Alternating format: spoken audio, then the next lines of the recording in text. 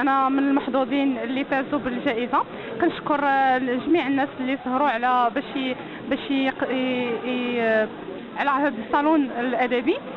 كنشكر الناس ديال المجلس الجمعوي ديال الزناتة الجديده، وان شاء الله كنتمنى ان هذه الجائزه تشق هذه الفرصه اللي عطاوني تشق المسار ديالي الادبي والشعر وباللغه الفرنسيه.